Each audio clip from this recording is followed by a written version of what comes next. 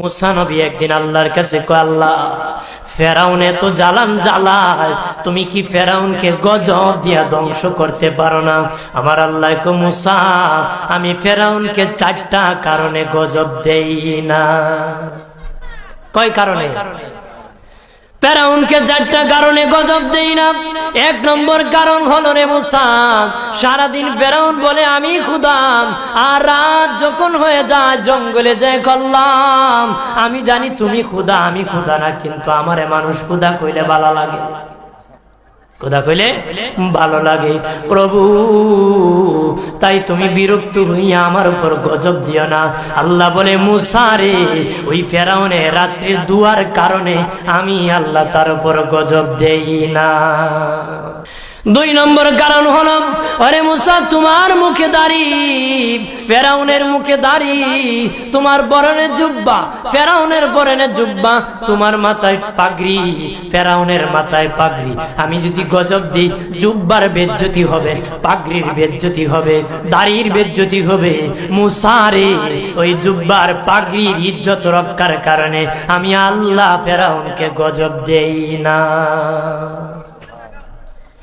3 নম্বর কারণ হলো, আল্লাহ বলেন, মুসা রে মুসা, 3 নম্বর কারণ হলো, ফেরাউনের বাড়িতে একটা এতিমখানা আছে। প্রতিদিন দুপুর বেলায় এতিমরা ফেরাউনের বাড়িতে মেহমানদারি করে।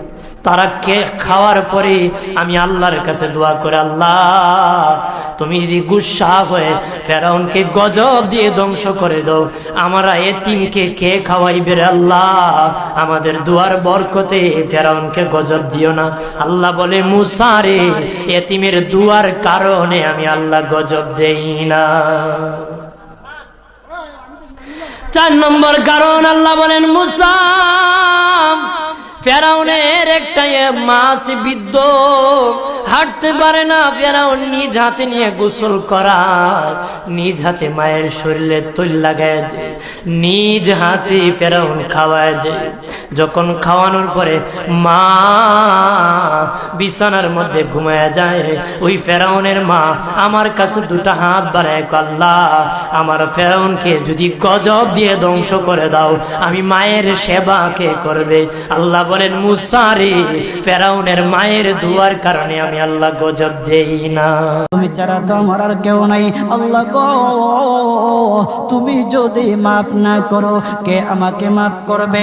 তুমি যদি মাফ না করো, কে আমাকে মাফ করবে? তুমি যদি আমাকে মাফ করো, তাহলে তোমার কোনো দিকে কমবে না। তুমি যদি আমাকে মাফ না করো, তোমার কোনো দিকে বাড়বে না। আল্লাহ গো, তুমি আমাকে মাফ করে দাও। সারাটা জীবন অন্যায় কাজ করেছি, সারাটা জীবন নাফরমানি